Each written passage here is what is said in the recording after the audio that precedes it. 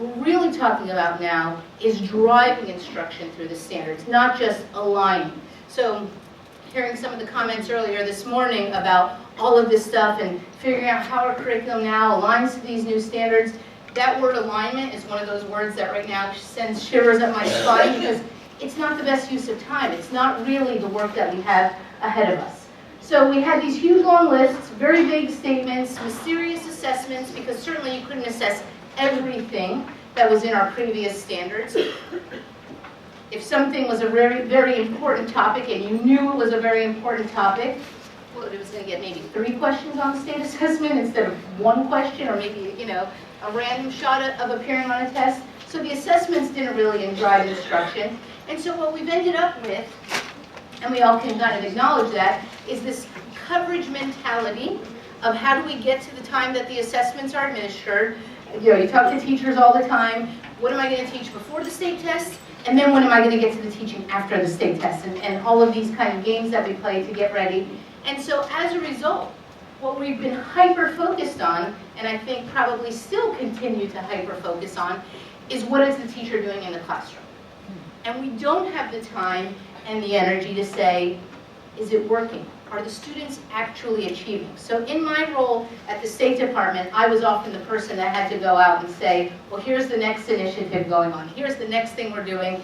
And you can imagine, because I know you've been on that side of the table when you've been to these meetings, where people get very upset and very angry, and they're very willing to tell you, you want me to do that? Well, guess what? I already have extended learning time. I already have block scheduling. We already have a mentoring program. We already have this. We already have, and I would say, my saving grace in this, and I learned this, thankfully early on, I say, and what if that is working? And that's how I would get the crowd to be quiet. Because they don't know. We do this, and we do this, and we do this, and we do this, and we don't stop and say, and is it helping kids? You know, great that they all have mentors. Is that doing anything to improve kids? So part of this whole system of standards-based reform is to really get clear on what success looks like for kids and figure out what we can do to get kids there.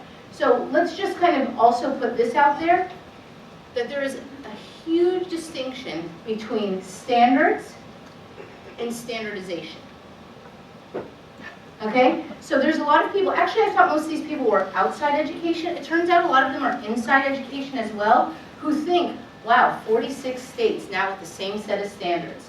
Like, guess we don't need, teacher innovation anymore. We've squashed the profession, forget.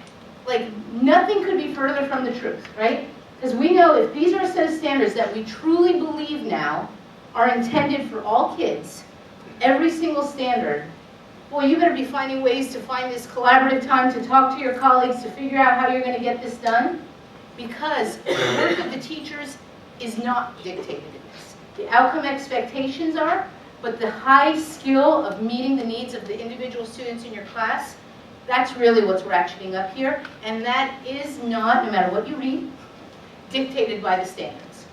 That is not dictated by the standards. You know who's in your class, you know what they need, and we're all going to have to work together to spread those best practices, and luckily we have a lot of good partners to do that.